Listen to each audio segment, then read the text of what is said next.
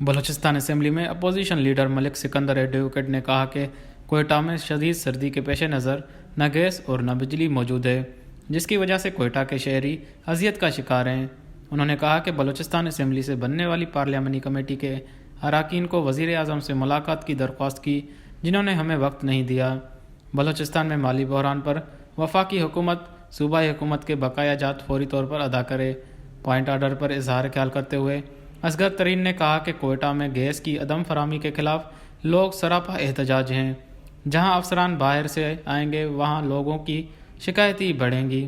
यूनिस अजीज जहरी ने point order पर कहा कि खुशदार में कोई ट्रामा सेंटर नहीं है। हमने ट्रामा सेंटर की इमारत मुकम्मल की, उसके लिए सामान की खरीदारी भी कर ली गई। सूबाई वजीर सेहत एहसान शाह खुशदार ट्रामा सेंटर को शुरू करने के लिए इकदाम उठाएं। रुकन सूबाई असेंबली मुखी श्यामलाल ने पॉइंट आर्डर पर इजहार ख्याल करते हुए कहा कि सरकारी नौकरियां फरोख्त की जा रही हैं, इसकी तहकीकात की जाए, जिस पर स्पीकर ने असेंबली इजलास को गैर मुअय्यना मुद्दत तक के लिए मुलतवी कर दिया। वश न्यूज़, कराची।